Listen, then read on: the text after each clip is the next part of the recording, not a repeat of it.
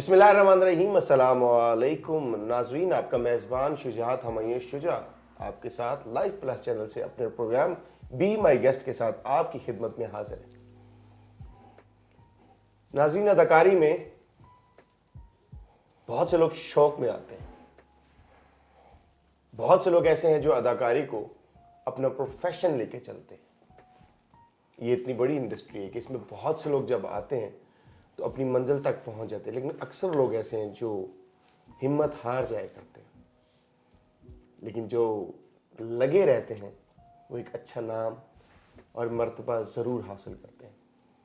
आज की शख्सियत जो मेरे साथ स्टूडियो में मौजूद है, इनकी तारीफ में क्या अल्फाज इस्तेमाल करूं, कहां से शुरू करूं? ये शुरू करना बहुत मुश्किल है, क्योंकि ये एक ऐसे लेजेंड अदाकार है कि जिन्होंने उस वक्त काम शुरू किया जब पाकिस्तान टेलीविज़न ने सिर्फ आगाज़ जब किया था तो कुछ साल हुए थे। तब से ये ड्रामा इंडस्ट्री, फिल्म इंडस्ट्री के अंदर काम कर रहे हैं। बहुत से पाकिस्तान टेलीविज़न के प्लेज में आपने इनको देखा होगा, और मेरी खुशकिस्मती कि आज ये मेरे साथ स्टूडियो में मौजूद है। आज ज़रा इनसे जो गुफ्तगू होगी वो कुछ इस लिहाज से भी होगी, खुसूसन जो बच्चे, जो लोग शोबिज़ इंडस्ट्री में काम कर रहे हैं, उनके लिए बहुत कुछ सीखने को है।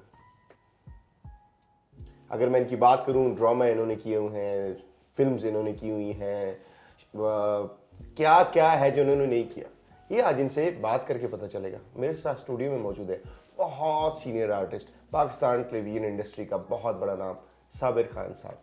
अस्सलाम वालेकुम सर। वालेकुम सलाम शुजा, बहुत बहुत शुक्रिया, और इस लाइव प्लस का भी बहुत बहुत शुक्रिया कि आज इस चैनल के तवस्सुत से मैं अपने नाज़िर से दोबारा बराह रास्त मुखातब होऊंगा और अपनी ज़िंदगी की कुछ चीज़ें जो हम ड्रामे में नहीं बयान कर सकते तो वो शेयर कर लेंगे। सर, सबसे पहले आपका दिल से बहुत मशकूर हूँ कि आप एक तवील सफ़र करके हमारे पास स्टूडियो में मौजूद है, अपनी मसरूफियात से अपने वक्त निकाला। मैं तहे दिल से आपका शुक्रगुजार हूँ। जब कोई सीनियर बैठा होता है, मैं अमूमन सर इजाज़त तलब करता हूँ, तो आपकी इजाज़त है? आपने कहाँ जाना है? जाना नहीं है सर, ये बस वही बात है, इजाज़त लेना ज़रूरी होती है। अच्छा, नहीं, इजाज़त है, आप करें बात। अच्छा चले, बहुत शुक्रिया सर। चले सर, इजाज़त मिल चुकी है। सर, एक तवील अरसा आपने शोबिज़ इंडस्ट्री को दिया है। शायद उस वक्त मैं पैदा भी नहीं हुआ होगा। ये बात इसलिए नहीं कर रहा कि मैं अपनी उम्र को कम कर रहा हूँ, तब से आप काम करें। अदाकारी क्या होती है? देखिए, इसका हर आदमी का अपना एक जवाब है और अपने अंदाज से जो उसने पढ़ा है, सुना, उसे बयान करता है। और लेकिन इसका जो मेरे ख्याल में है, तासर के क्रिएट करने को, तासर के इजाद करने को या तासर को बयान करने को एक्टिंग कहते हैं। आप उस तासर को अगर अपने व्यूअर को कन्वे करता है जो आदमी, और उसी अंदाज से कन्वे कर देता है, तो वो अदाकारी है। और एक अदाकारी एक अदाकार पे कैसे असरअंदाज होती है? अदाकार पे बाज़ औक़ात बहुत ज़्यादा असरअंदाज हो जाती है। मसलन बाज़ औक़ात जब हम रोल्स में ट्रैवल करते हैं, देखिए दो रास्ते होते हैं अदाकारी के, या तो आपको करैक्टर रास्ता देता है या आप करैक्टर को रास्ता देते हैं। वाह, खूबसूरत बात। जब आप दोनों सूरतों में जब आप ट्रैवल कर जाते हैं, या आप उसके अंदर चले जाते हैं या करैक्टर आपके अंदर आ जाता है, तो इस कैफियत में जब आप होते हैं तो भले से आपका सीन ख़त्म हो जाए, भले से आपका शॉट ख़त्म हो जाए, भले से आप थिएटर कर रहे हैं तो वो जगह भी ख़त्म हो जाए, लेकिन आप एक्टर उस जगह से निकलने में काफ़ी सारा टाइम लेता है, क्योंकि जितना सफ़र वो उसके अंदर जाने के लिए करता है, इतना उससे दुगना सफ़र उसको किरदार से बाहर आने के लिए लगता है। तो असरअंदाज तो होता है। लोग ये समझते हैं कि शायद अदाकार नॉर्मली भी कोई बात कर रहा होता है, तो वो कहते हैं यार ये एक्टिंग ना कहीं और जाके करना, ये अदाकारी वगैरह यहाँ ना किया करे, जबकि अदाकारी का तल्लुक कहीं और होता है। वैसे आपस की बात है, अदाकारी कभी भी इंसान के अंदर से ख़त्म नहीं होती। ये हर आदमी अपने अपनी जगह पे अदाकारी ही कर रहा होता है। अब उसके कैरेक्टर उसके सामने क्या क्या रहा है, अब सब्जी वाले के साथ बात कर रहा है तो कर वो अदाकारी ही रहा है। हर इंसान एक अदाकारी कर रहा है। तो मतलब उसने उसका ख्याल है कि अरे थोड़ी सी सस्ती करके दे देगा, तो उस तरह की अदा, यार बड़ी अच्छी सब्जी है भाई, कहाँ से ताज़ी लग रही है मुझे, आप बहुत अच्छी सब्जी देते हैं। हालांकि वो झूठ बोल रहा है, वो इस तरह की सब्जी दूसरी रेडी पे भी पड़ी या दूसरी शॉप में भी होती है, तो कर तो अदाकारी रहा होता है। बड़ी खूबसूरत बात की सर आपने। हमारी शोबिज़ इंडस्ट्री में सर बहुत से लोग अक्सर ये जब एंट्री करते हैं तो कहते हैं सर हम सोचा मैं फ्री था, पार्ट टाइम था तो इस काम को भी कर लूं। बहुत से लोग आते हैं कहते हैं नहीं सर मुझे इसमें एक मंजिल चाहिए। तो अदाकारी में आने के लिए किन पैरामीटर्स को पे पैरामल होना पड़ता है सर, अगर आपने कामयाब होना है तो?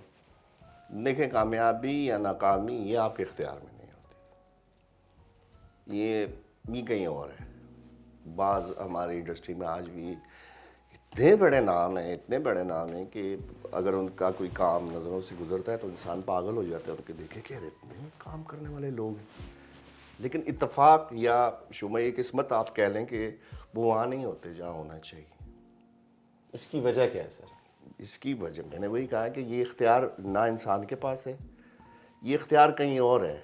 ये उस जगह पे है इख्तियार, उसने किसको देना है और किसको नहीं देना है, किसको क्या देना है किसको क्या नहीं देना, दे के भी आजमाता है, लेके भी आजमाता है। सर स्टेज, टीवी और फिल्म तीनों एक मैं समझता हूँ अलग अलग इंडस्ट्रीज़ हैं। तीनों में जो आवाज़ का तल्लक है वो मुख्तलिफ है, जो बॉडी लैंग्वेज है मुख्तलिफ है। लेकिन आजकल जो हमारी फिल्म्स आ रही हैं, जो फिल्म में आर्टिस्ट काम कर रहे हैं, जो टीवी में कर रहे हैं, आप क्या समझते हैं क्या ये फिल्म में फिल्म का हक अदा कर रहे हैं? देखिए, इसमें भी अपने अपने ही पैरामीटर। अब फिल्म मेरे ख्याल में 40% फैंटेसी होती है, उसमें आपको जाना पड़ता है क्योंकि शॉर्ट ड्यूरेशन होता है आपके पास 2.5 से 3 घंटे, तो उसमें कुछ चीज़ें आपको फैंटेसी में लेके जानी पड़ती हैं, थोड़ा सा नॉर्मल लाइफ से बाहर निकलना पड़ता है। इसी तरह जब आप उससे निचले वाले मीडियम पे आते हैं तो उसमें ज़रा कम हो जाती है। इसी तरह अगर आप रेडियो पे आ जाएंगे तो सिर्फ आपकी आवाज़ ही रह जाएगी, थिएटर में पूरी बॉडी रह जाएगी, तो थिएटर में ज़्यादा लाउड आपका एक्सप्रेशन होगा। तो मतलब कहने का ये है कि वो होता है। मिसाल के तौर पे सर एक डायलॉग है जैसे कि मैं तुमसे मोहब्बत करता हूँ, ये क्यों गई तुम मुझे छोड़ के। अगर मैं आपसे ये पूछना चाहूँ कि थिएटर पे इसको कैसे बोला जाएगा, टीवी पे और फिल्म में, तो आवाज़ का जो ग्राम है वो जानना चाहूँगा सर। क्यों छोड़ गई तुम मुझे, कोई डायलॉग सर आप, उससे मैं ज़रा कुछ सीखना चाह रहा हूँ। नहीं, अब देखिए अपनी अपनी जगह पर डिपेंड करता है कि सिचुएशन क्या है। अब थिएटर में अल्टीमेटली आपको इस एक्सप्रेशन को रख के तो आपने अपने आखिरी लिसनर या देखने वाले को भी आवाज़ पहुंचानी है, तो उसका एक और तरह से इफेक्ट होगा। आवाज़ का ताल्लुक है, आवाज़ का ताल्लुक, उसका जो वहाँ तक आवाज़ भी जाए और उसको वो फील भी जाए कि उसका वो तासर है, तो वो कुछ और होगा। इसी तरह आप टीवी पे करेंगे तो कुछ और होगा। अब उस फनामेना क्या है जिसमें वो जिंदा है, उस हिसाब से वो डिलीवर। अब थिएटर भी करेंगे तो हम इसको यूँ करेंगे, क्यों गई तो मुझे छोड़ के, मतलब एक ऐसा ग्राम, ऐसा सिलसिला कि ताकि उस जगह पे भी जाए। अभी रेडियो पे आ जाएंगे तो हम बहुत नॉर्मल भी कहते हैं, क्यों गई तो मुझे छोड़ के। वाह। यही अगर आप ऐसे मीडियम पे आ रहे हैं जहाँ आपका फेस भी आ रहा है तो आपको इसमें बहुत ज़्यादा जोर लगाने की ज़रूरत ही नहीं है। आपका एक्सप्रेशन बिल्ट होगा तो आप नॉर्मल भी डिलीवर करेंगे तो वो आपको हेल्प आउट कर देगा। क्यों गई तो मुझे छोड़ के, लाइक दिस, इस तरह की बहुत सारी चीज़ें की। फिल्म में अगर आज फिल्म रहता है सर, और फिल्म पे अगर बोला जाए इसी डायलॉग को, जिस बात में आप कहते हैं दुख हो रहा है उसे छोड़ के चली गई, यही जुमला अगर वो बोले, हाँ, उसके लिए उसका एक्सप्रेशन ज़रा, मैंने कहा ना फिल्म फैंटेसी में ज़रा ज़्यादा होती है तो ज़्यादा कन्वेइंग करना पड़ता है आपको। तो क्यों गई तो मुझे छोड़ के, लाइक दिस, वो लाउड हो जाता है उसमें थोड़ा सा। Very nice sir, very nice. आज मुझे खुद नाज़रीन बहुत कुछ सीखने को मिल रहा है, और खुसूसन जो मेरे नौजवान भाई ऐसे हैं जो अभी भी जिन्होंने शोबिज़ इंडस्ट्री में कदम रखा है या रख चुके हैं, ये उनके लिए सीखने के लिए एक नुक्ता ही काफ़ी है। सर वैसे तो माशाल्लाह से आपने बहुत काम किया, और जब हम इस इंडस्ट्री में आए थे तब आपका नाम गूंज रहा था, हमारी कोशिश होती थी, मुझे खुद आप तक पहुंचने के लिए 7 से 8 साल लग गए आपकी दरसगाह में आने के लिए। सर आपने इतना प्लेस किए, इतने काम किए, ऑलमोस्ट पाकिस्तान टेलीविजन से कितने सीरियल्स किए होंगे आपने अब तक? बस कितने सीरियल, कितना थिएटर किया होगा? अगर टेलीविज़न की बात करें तो टेलीविज़न पे बाज़ औक़ात ऐसा होता है कि कोई प्ले चल रहा होता है तो थोड़ी देर में देखता हूँ, अच्छा ये तो मैं हूँ। यार ये मैंने कब किया था, अच्छा किया होगा, इतने प्लेस किए हैं मैंने, मतलब मुझे नहीं याद रहता कि यार ये मैंने कब किया था, किस वक्त किया था, कहाँ किया था। हाँ, हफ्ते डेढ़ बाद अगर फिर कोई याद आया, अच्छा फलां के साथ किया। अच्छा, अपने ड्रामे आप करते तो अपने ड्रामे देखते भी हैं सर? कम, बहुत कम। घर वाले देखते हैं आपके? नहीं, जैसे भाभी देखती होंगी, शुरू में देखती थी, अब वो भी नहीं देखती? बहुत कैजुअल बात है उनके लिए, मतलब मेरे बच्चों के लिए भी बहुत नॉर्मल बात है। अब काम ही ये है बाबा का। हाँ बस ठीक है, कुछ कर रहे होंगे। तो आपकी फैमिली भी कोई शोबिज में आई? आपके बच्चे सर या होने आए? नहीं, मेरे बड़े बेटे ने किया, थिएटर किया, बाद में उसको टेलीविज़न से भी ऑफर हुई, फिर उसने 1-2 प्लेस किए, फिर वो उसने छोड़ दिया कि मैं नहीं करता। हालांकि उसके पास बड़ी ऑफर स्टैंड कर रही थी और काफ़ी सारे लोग चाह रहे थे, फिर मतलब लोगों ने मुझे अप्रोच किया तो मैंने कहा यार फ़लाँ कह रहे कर दो दोस्त, इस तरह उसने 1-2 किए, बाकी नहीं किया उसने। एक अदाकार एक वालिद भी होता है। मोस्टली हमारी इंडस्ट्री के अंदर जितने भी इस टाइम आर्टिस्ट आ रहे हैं वो किसी न किसी सेलिब्रिटी के बेटे, बेटी, भतीजे या भांजे हैं। तो आपने जब आपके बेटे ने सारे लाइक दैट आपकी फैमिली ने कहा हम नहीं करना चाह रहे, तो उस वक्त क्या आपको ये फील नहीं हो कि यार ये मेरा काम, इसको करना चाहिए, मैं इसको खुद सपोर्ट कर सकता हूँ, या आपने डिसीजन उसी पे छोड़ दिया? नहीं, मैं फोर्स नहीं करता। मतलब मैंने उसको इसलिए कहा कर लो कि ज़िंदगी में ये अरमान ना रहे कि यार बाप इतना काम कर रहा था, डायरेक्टर भी था, एक्टर भी था, अपने प्लेस भी कर रहे थे, तो मैंने काम नहीं किया। उसके पास स्कोप भी अच्छा था, बट उसका दिल नहीं चाहा, तो मैंने फोर्स भी नहीं किया। अब भी लोग पूछ लेते हैं कि जी वो है अवेलेबल, तो मैं कहता हूँ वो नहीं। सर हर इंसान किसी न किसी आर्टिस्ट से मुतासिर होकर शोबिज़ इंडस्ट्री में कदम रखता है, ये बात मैंने अक्सर सुनी। आप भी जब इस इंडस्ट्री में आते, क्या आप भी, आपको ये कोई बचपन से शौक था या किसी से मुतासिर थे आपकी, यार मैंने भी अदाकारी करी और मैं इस आर्टिस्ट से इंस्पायर हूँ, कोई फिल्म एक्टर या कोई ड्रामा एक्टर? नहीं, उस जिस एज में मैंने फिल्म देखनी शुरू की थी तो उस एज में मुझे सारे अच्छे लगते थे। कोई एक जो आप कहते हैं ये बहुत अच्छा एक्टर है? नहीं, बस सारे अच्छे लगते थे। और आपने ये जो बात की है कि किसी से इंस्पिरेशन, तो मैंने ज़िंदगी में बड़े से लेकर छोटे तक सबसे इंस्पिरेशन ली है। बहुत बड़ी बात। मतलब अगर किसी बहुत बड़े एक्टर ने जगह की और मुझे बहुत अच्छी लगी है तो मैंने सोच में पड़ गया यार इसने किस तरह की होगी, तो अच्छा इसने ये मैं उसमें फिर ढूंढता था वो चीज़ें। और ऐसी किसी ऐसे एक्टर ने कर दी जो बेचारा सीन 1.5 सीन के लिए लेकिन बहुत अच्छी कर दी, मैं उसके लिए भी खोज में लग जाता था कि यार ये इसने कैसे बोल दिया भाई।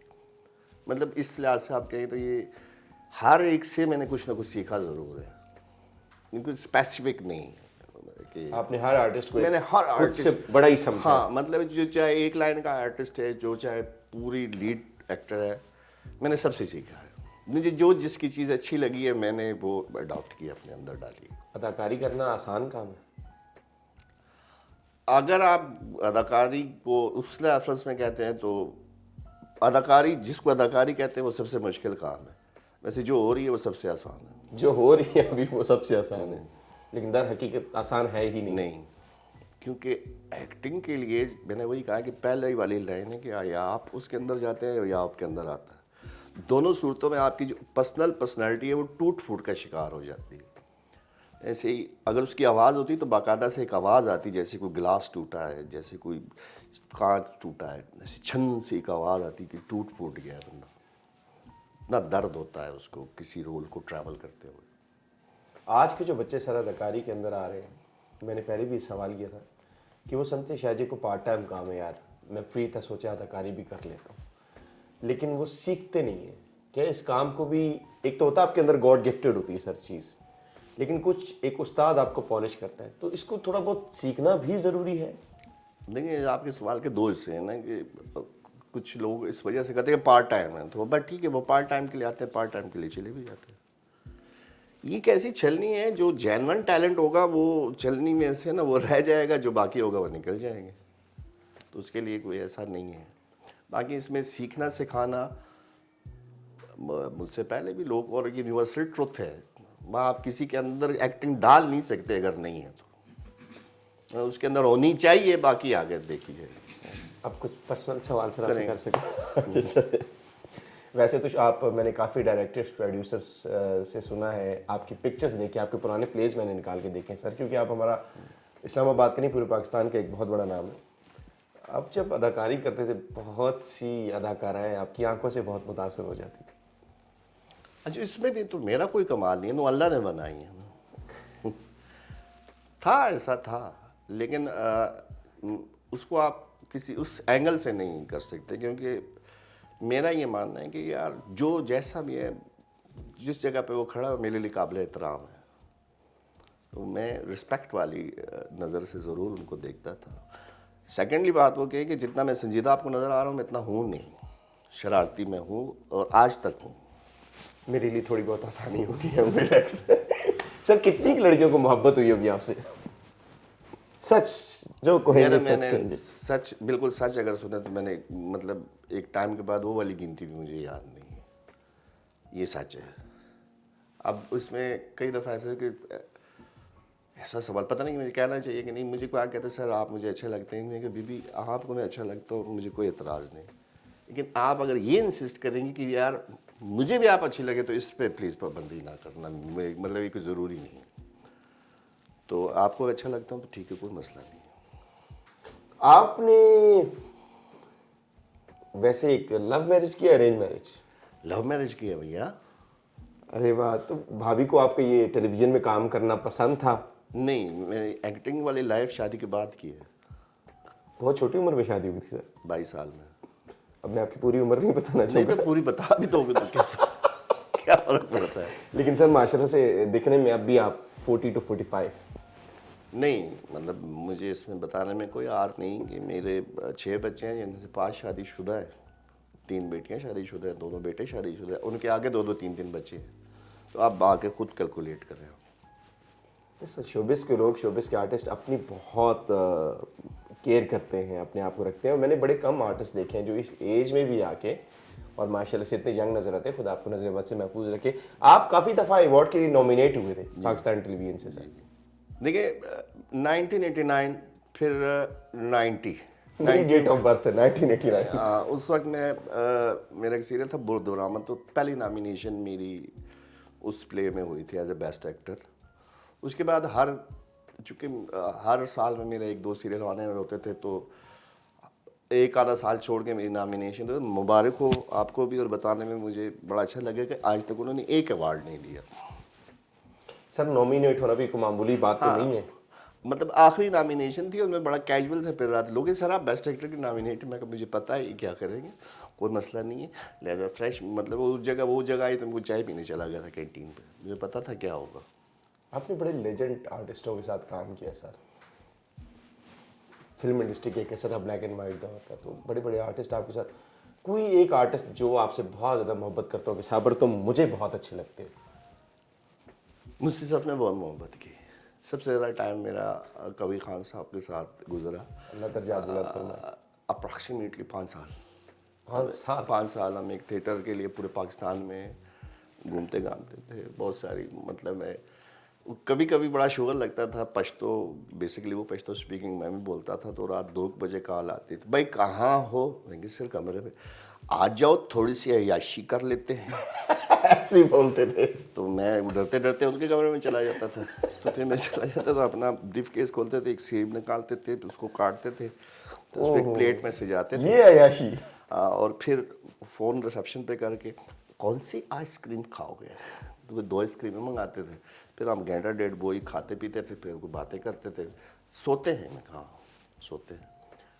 फिर खाला बासडार वो इसी टीम का हिस्सा थे, बहुत बड़ा नाम। तो मतलब ये इन दोनों लोगों के साथ मेरा बहुत टाइम गुजरा, बहुत ज़्यादा टाइम गुजरा। बाकी सब दोस्तों के साथ भी अच्छा ही गुजरा। मैं आपको बता नहीं सकता, मुझे एग्जैक्टली याद नहीं किस किस के साथ। इस्माइल तारा मरहूम के साथ में एक सीरियल कर रहा था, तो पता नहीं एक सीन हम कर रहे थे, तो उस सीन में मैं एक नेगेटिव रोल कर रहा था, तो उस सीन में वो बात कर रहे थे, मैं हंस रहा हूँ। तो अब जब उनका सिंगल बन रहा था तो मैं चुप कर गया। वो 4-5 टेकें हो गई, कहते वो लड़का कहाँ है, किधर से वो बैठा हुआ है, कहते यार आप प्लीज़ हंसो यार, जहाँ हंसते थे ना आप वहीं पे हंसो ताकि मैं बोल। तो मैं बाहर से बैठ के हंस रहा था, बोल रहा। बाद में उन्होंने कहा नहीं आप मेरे साथ मेरी गाड़ी में जाओगे होटल। मतलब ऐसा टाइम भी गुजरा, सभी ने बहुत प्यार किया। कोई ऐसा नहीं कि यार जिसके साथ मैंने काम किया हो उसने मुझे ड्यू रिस्पेक्ट ना दी हो या मेरे अंदर मेरे स्किल की कदर ना की हो। सर बहुत से आर्टिस्ट जब शुरू में आते हैं तो वो आज के खुसूसन जो बच्चे हैं वो बार बार आते ही कहते हैं जी किसी डायरेक्टर से मिले, पेमेंट क्या देंगे आप, ये काम क्या है, मतलब अभी वो एग्जिस्ट नहीं करते इस फील्ड के अंदर। तो ऐसे नौजवानों के लिए आपका क्या पैगाम है जो अभी अदाकारी में बिल्कुल इन हुए, कि उनको पहले किन पैरामीटर्स पे अमल पैरा होना चाहिए? देखें, एक सिंपल सी बात ये है, ये एक रेडी पे बहुत सारे किनू पड़े हुए हैं। अगर पड़े हुए तो आप, या तरबूज पड़े हुए तो कलर भी उनका एक जैसा होता है। वाह। चीज़ें आप कैसे जज कर सकते हैं कि इनमें से कौन सा मीठा है और कौन सा तुर्श, ये कौन सा फीका? मुश्किल काम है। मुश्किल काम है। तो ये बार की जो शोबिज़ की दुनिया, ये कैसे जज करेगी कि अच्छा ये जो लड़का है ये टैलेंटेड है, या जो बच्ची है ये टैलेंटेड है? तो अल्टीमेटली आपको थोड़ा सा अपने आप को प्रेजेंट करना पड़ेगा, अपने एग्जिस्टेंस को फील करवाना पड़ेगा कि मैं हूँ। जब आप वो फील करवा लेंगे, फिर आपकी कीमत भी लग जाएगी। फिर आपकी कीमत भी लग जाएगी। बहुत खूबसूरत नुक्ता। यानी इस फील्ड के अंदर अगर आप स्टार्ट में आए तो आपको जो कैरेक्टर मिलता है आप उसे करें, आपके कहने का ये मतलब है? जी, जब तक आप साबित करोगे कि मैं इस काबिल हूँ, तो फिर उस काबिलियत पे कुछ होगा ना। ठीक हो गया, ठीक हो गया। इस फील्ड के अंदर भी सर किसी कामयाब उस्ताद का हाथ होना ज़रूरी है? देखें, जिस चीज़ का निसाब की हरूफ अबजद नहीं है ना, तो उसके लिए ना तो उस्ताद, पता नहीं लोग अकेडमी करते हैं, आई डोंट नो। जिसका हरूफ अबजद ही नहीं है उसके लिए क्या अकेडमी और क्या, मतलब आप किसी को कह सकते हैं सुझा 12 दर्जे सेंटीग्रेड का आर्टिस्ट है, नहीं। या साबर खान इतने फ़ारेनहाइट का आर्टिस्ट है। बट जब कोई बुनियाद, मतलब कैलकुलेशन ही नहीं है, फिर क्या करेंगे आप? कि उसके लिए कोई पैमाना ही नहीं है। ये नहीं, अच्छा ये ब्लैक बोर्ड है तो अच्छा इस पे ये लिख दें तो ये आपका पहला सबक है, फिर कल अगली 4 लाइनें, फिर वो ये तक, ऐसा कुछ है ही नहीं है। ये या तो है या नहीं, बीच में कोई बात नहीं। आर्टिस्ट या तो है या नहीं। सर, जब आप इस फील्ड में आए थे, आपने जब कदम रखा था, ये पर्सनली मैं अपने नॉलेज के लिए सवाल कर रहा हूँ आपसे, तो उस वक्त भी बड़े सख्त ऑडिशन हुआ करते थे। आज के लोग तो ऑडिशन से घबराते हैं कि मैं ऑडिशन क्यों दूं भाई, मेरी तो एजुकेशन ये है, मैं क्यों दूं ऑडिशन। तो ऑडिशन का देना भी ज़रूरी होता है, आपने भी दिए थे? मैंने उस तरह से ऑडिशन नहीं दिए, मैंने काम करने के बाद बहुत ज़्यादा ऑडिशन दिए। यूनिक बात है सर, कैसे? काम करने के बाद? काम करने के बाद दिए। मुझे बड़ा अच्छी तरह याद है कि पता नहीं किसी ने मुझे धक्का दे के ना कहा, यार आप इस तरह से हो, आपकी पर्सनालिटी, आप ड्रामा में काम क्यों नहीं करते? मैं कहा अच्छा टीवी वाले बुला के मुझे काम दे देंगे, मैं कर लूँगा। तो वो जानने वाला था, वो अख्तर वकार अजीम से उन्होंने कहा, बुलवाया, खैर किसी सीन में मुझे खड़ा कर दिया। वो सीरियल मैंने पूरा देखा, मैं कहीं नहीं था, मुझे बड़ा गुस्सा है, मैं कोई। तो नेक्स्ट टाइम मैं इस तरह दूसरे के पास कि कौन ड्रामा करे फला, तो मैं उसके कमरे में घुस के बैठ गया। तो अब पूरी कास्ट बैठी हुई, वो अंदर घुसे प्रोड्यूसर कि आप कौन है? मैं आपको नहीं जानता। मैं सर मैं भी आपको नहीं जानता। वाह। बाहर आए आप? मैं कहा चाहिए, मैं बाहर चले। आप क्यों आए हो? नहीं सर मैं ड्रामे में काम करने के लिए। अच्छा हाँ चलो जाके अंदर बैठो। मैं बैठ गया, उसको स्क्रिप्ट दिए, मुझे भी दिए। मैंने साथ वाले से पूछा उसका क्या करना है, कहते इसको याद कर लो। तो मैंने भी कर लिया, वो सब ने पढ़ा, मैंने भी पढ़ दिया। उन्होंने कहा आप बाकी सब लोग जाएं, आप बैठो। तो सब चले गए, मैं बैठा हूँ, मैं देखे जा रहा हूँ। यार इसमें ये जो हीरो वाला रोल है, तुम पढ़ेंगे सर हीरो शीरो मुझे नहीं होता, ये मुझे कोई 1.5-2 सीन दे दे। उनका यार पागल हो तुम, मैं तुम्हें मेन रोल दे रहा हूँ, आप कह रहे मैं कह सर ये दे दें बस एक बार। तो मैंने कोई एक सीन के लिए उनसे एग्री किया, फिर मैंने सीन किया तो ऊपर से आवाज़, एक और फलां सीन भी आप करोगे, फलां सीन भी आप करोगे, वो सीन बढ़ते चले गए। मतलब इस किस्म का आप कह सकते हैं हुआ ऑडिशन। फिर बाद में बहुत दी, ऑडिशन देना कोई बुरी बात नहीं, लेकिन आपके वक्त में सर हर किसी को टेलीविजन की गेट से अंदर जाने का मौका भी तो नहीं मिलता था। नहीं मैंने कहा है ना, वो वाली स्ट्रगल पहले क्यों उन्होंने मेरा सीन काटा था जिसमें मैं खड़ा था साइलेंट, ना उन्होंने किया तो मैं आज एक्टर ना होता। मतलब मैं करके मुतमईन हो जाता, बट ठीक है हो गया। वो गुस्से की वजह से फिर मैंने स्ट्रगल की फिर किसी तरह अंदर भी चले गए, फिर लोगों से भी मिलते गए, फिर काम भी मिलता गया। कितने एक साल लग गया आपको टेलीविजन के अंदर इन होने में? नहीं इतना खास नहीं, साल 6 महीने लगे। मतलब वो नोटिस में हो गया था उस प्ले के बाद, यार वो लड़का तो वो तो मोबाइलों वाला दौर भी नहीं था, नंबर भी पीपी नंबर होते थे ना, पड़ोस का कॉल, टीवी से कॉल आई हुई। अगर एक बंदे ने एक लीड कैरेक्टर कर लिया किसी प्ले में, उसको मिल गया और उसके बाद उसको काम नहीं मिल रहा, तो क्या वो उसी प्ले पे इतराते हुए बैठा रहिए, उसको मजीद स्ट्रगल करनी चाहिए कि यार मुझे काम करना है, कोई छोटा कैरेक्टर भी मिले। बहुत सारे एक्टरों के साथ ये बड़ा प्रॉब्लम हो जाता है। मतलब कोई भी एक्टर कभी भी वो सेकेंडरी रोल या सपोर्टिंग रोल के लिए नहीं आ रहा, तो आता लीड के लिए। लेकिन आपको जितनी कैपेसिटी होगी उतना ही कैरेक्टर करेगा। बाज़ एक्टरों को वो वक्त से पहले मिल जाता है, पीछे उतनी तपस्या ही नहीं होती, उतनी स्ट्रगल ही नहीं है, उतना ग्रूम ही नहीं हुआ, वो मिल गया, वो कर लिया, किसी ने वाह वाह कह दिया, अब वो पक्के होकर बैठ गए। अब उससे अच्छा रोल या उस जैसा रोल मिलना नहीं है, छोटे उसने करने नहीं है, तो भाईजान बाहर बैठ रहते हैं। खुद देखिए, सबसे मेन असेसमेंट आपको खुद की करनी है ना, कि मेरे अंदर कितनी पोटेंशियल है। तो आप एक रोल से क्यों ऐसा कर रहे हो? शाज़ो नाज ही होता है, कोई सिंगर एक गाने से हिट हो गया, कोई बंदा एक सीरियल से हिट हो गया।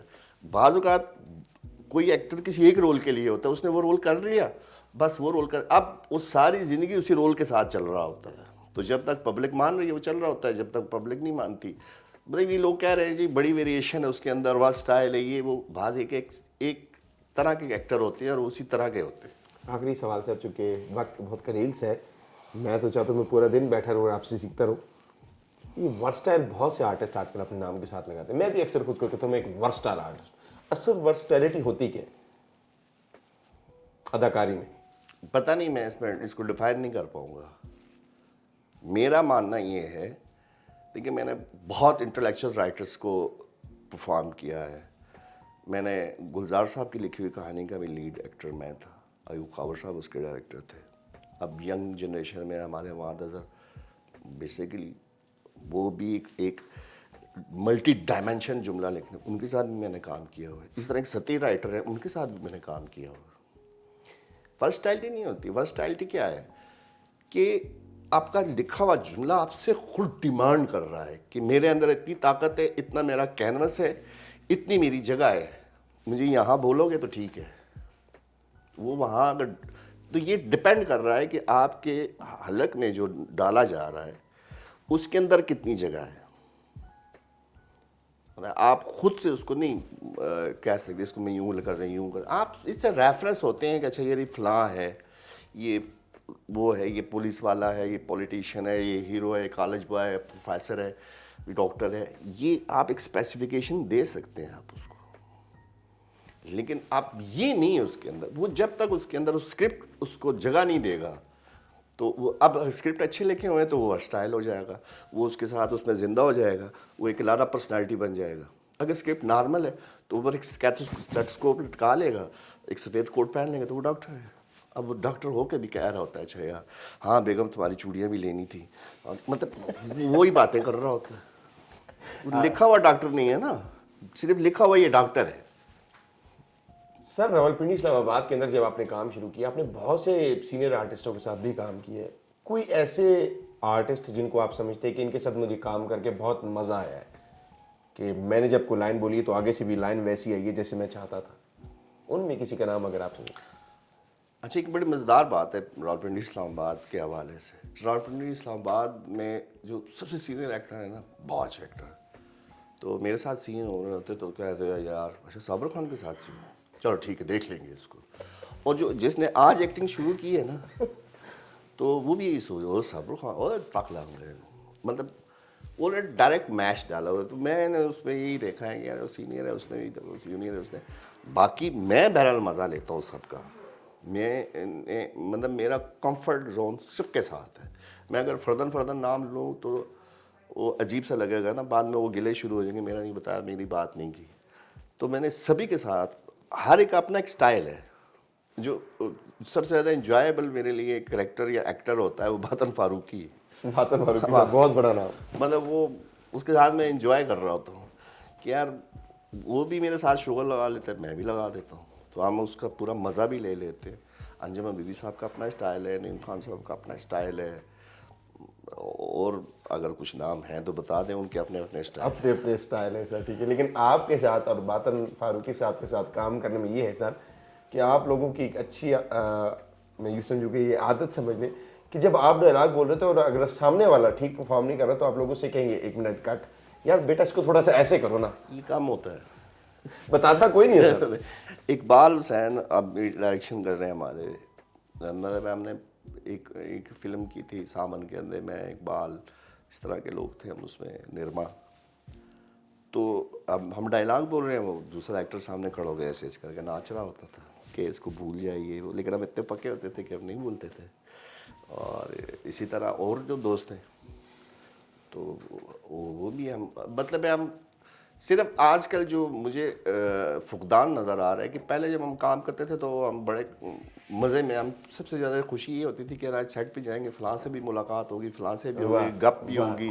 और सबसे अब अभी लास्ट टाइम मैं एक मूवी कर रहा था लाहौर, इस अपकमिंग मूवी, अभी उसका नाम डिसाइड नहीं, बट यंग जनरेशन है, नए बच्चे बना रहे हैं, बड़ा अच्छा काम कर रहे हैं, 8वें सुर के नाम से। 8वां सुर। तो उस मूवी में मैं जाता था तो मैंने, मुझे कहते सर आपका ये रूम है, आप यहाँ बैठे हैं, वो सर्दी है, हीटर लगाया हुआ है, ये वो। मैं कहा नहीं, मैं इधर बाहर ठीक नहीं है। कहते सर क्यों? मैं अंदर जाओ, अंदर एक टेक्सचर लगा होता है, तो आप अस्सलाम वालेकुम तो 4 इंस्ट्रक्शनें लगती हैं, एक उधर से एक इंस्ट्रक्शन, वाह, एक उधर से इंसर्ट है सर। फिर बंदा एक अजीब से कोने में बैठ के सबको देख रहा होता है कि यार मैं कहाँ आ गया हूँ। तो मतलब अब वो वाला माहौल ही नहीं क्रिएट हो रहा होता टिल दैट के मे बी, मतलब फर्स्ट टाइम हम तो जब जिस दौर में काम कर रहे थे तो पहले हल्ले में हम उतरते थे तो पहले ही चले यार तुमने भी जाना है, हाँ आओ इकट्ठे चलते हैं, बाइक है तो तब, गाड़ी है तो तब, लोकल जाना है तो तब। तो एक अपनी सी बनती थी, बार्डून सी बनती थी, फिर जाते थे, फिर उसमें वो मैचेस पढ़ते थे, फिर काम करते थे, बड़ा मज़ा आता था। सर यंग जो हमारी यूथ है जो अदाकारी में आ रही है, उनको क्या पैगाम देना चाहिए?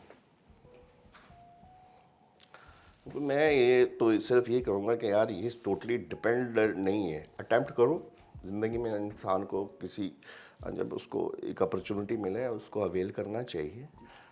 हार्डली टाइम फ्रेम अपने लिए बनाओ, 3 साल 4 साल 5 साल आप उसमें करो, अपना पूरा जोर लगा दो, जो भी आपके अंदर लगा दो। नहीं या तो उसमें बन गए तो ठीक है, नहीं तो उसके बाद छोड़ दो, कोई और काम करो। सारी ज़िंदगी से चिपके रहोगे तो भूखे रह जाओगे। बहुत नुक्ते की बात की सर। अपने इस बच्चे के लिए क्या कहना चाहेंगे, शुजा हुमायूं के लिए? देखिए शुजा हुमायूं, आपके लिए ये है कि फर्स्ट डे भी मैंने आपको देखा था और आज भी आपको देखा है, तो इस सारे प्रोसेस में मुझे लगता है 10-12-15 साल तो हैं। तो आप में एक चीज़ तो ज़रूर है कि यार आप पोटेंशियल हो, आपके अंदर कुछ करने का है, जज्बा है, आपको सिर्फ वो रास्ता समझ नहीं आ रहा कि यार मैं किस रास्ते से जाऊंगा। तो आप इस कोशिश को जारी रखें, एक वक्त आएगा वो रंग से खुलेगा रास्ता, खुलेगा। मतलब मैं कर सकता हूँ, अगर मैं लगा रहा हूँ तो कहीं पहुँच जाऊँगा सर। और जाते जाते लाइफ प्लस चैनल के लिए क्या कहना चाहेंगे? एक अच्छी कोशिश, बहुत सारे लोग जिनकी अप्रोच उस तरह से चैनल्स तक नहीं है, तो ये अप्रिशिएटेबल है कि ये चैनल उन आर्टिस्टों को बुला रहा है, उनके कथारसिस हो रहे हैं, उनसे बातचीत हो रही है, उनको भी लग रहा है कि हमारा आर्टिस्ट है। वाह। देखिए अब आप सोच रहे होंगे कि यार मतलब बहुत सारे सवाल शुजा ने किए, लेकिन एक सवाल नहीं किया कि अपकमिंग में क्या है। अपकमिंग में एक स्क्रिप्ट है जो अंडर डिस्कशन है, देखते हैं कि अगर जहाँ तक उसके राइटर डायरेक्टर हैं वो भी बड़ी सोच में पड़े हुए हैं, तो वो चाह भी रहे हैं, अल्लाह करे वो बन जाए और वो स्क्रिप्ट वही लिखा जाए जहाँ उसके डायरेक्टर ने सोचा है, क्योंकि बड़ा मीन मेख वाला डायरेक्टर है और इतना टाइट ठंड में भी ले जाता है रिकॉर्डिंग के लिए और गर्मी में भी ले जाता है, तो कोई पता नहीं लगे। दोनों टाइम मैंने सर, तो जब ठंड की रिकॉर्डिंग थी तो तब भी इंतहा की ठंड, आखिरी दर्जे की ठंड, और एक कुर्ता शलवार में वो वाले सीन और रात के 2 बजे, ठीक है। और जब गर्मी थी तो आखिरी दर्जे की गर्मी, जून जुलाई की नाइट, बल्कि सावन की रात, और उसमें बादशाह वाले कपड़े, ठीक है, और पूरी रात जगा के लैंग्वेज भी समझ नहीं आ रही। अब अपकमिंग उन्होंने एक प्रोजेक्ट वो चाह रहे हैं कि यार उन्होंने मुझसे कहा है कि यार सब भी हम मिलकर करते हैं इसको, आप भी हमारे साथ हो। आई विश, मुझे अच्छा लग रहा है कि मैं उनके साथ हूँगा, अल्लाह करे तो बस दुआ उनसे ये कहूँगा कि यार मौसम का दरमियाना सा देख लेना, मतलब दोनों तरफ इंतहा ना रखें उसके लिए। अब अच्छा इत्तेफाक है कि गोरकन मैंने देखी थी, तो इसी डायरेक्टर की जिसकी मैं बात कर रहा हूँ कि दोनों सूरतों में इंतहा है, तो गोरकन भी एक इंतहा है कि या तो ज़मीन के ऊपर रहना या बिल्कुल ज़मीन के अंदर जाना। ठीक है, तो वो हदें क्रॉस करने वाला आदमी, अब क्या कहूँ मैं उससे। तो वैसे बाय द वे उसमें शुजा का रोल बहुत अच्छा रोल था। मुझे थोड़ी सी जेलसी भी हुई कि यार जब मैं था तो शुजा से क्यों करवाया, बुला लेते यार, कोई बात नहीं, कर देता मैं। बेस्ट विशेस ही शुजा के लिए, सच ए नाइस मूवी। वो पड़ी हुई है उस पे यूट्यूब पे लाइव प्लस पे, तो काइंडली जाके देखें उसको, आपको अच्छे लगेगा। मतलब एक काम लगेगा आपको कि हाँ यार कुछ लोग ऐसे हैं जो काम को काम समझते हैं और काम करना जानते हैं। लेकिन सर आप जैसे आर्टिस्ट आ गई, मेरे लिए बहुत इज्जत की बात है। ख़वातीन और हज़रात, मेरे प्रोग्राम का वक्त ख़त्म हुआ चाहता है। अगले प्रोग्राम तक के लिए इजाज़त दीजिएगा, दोबारा एक नए मेहमान के साथ आपकी खिदमत में हाजिर होगा। देखते रहिएगा। जाने से पहले एक मैसेज जो आप तक हमेशा पहुंचाता हूँ, हमारे चैनल को लाइक करें, सब्सक्राइब करें, शेयर करें और देखते रहिएगा live plus be my guest with Shuja Humayun. अपना बहुत सारा ख्याल रखिएगा। अल्लाह हाफिज़।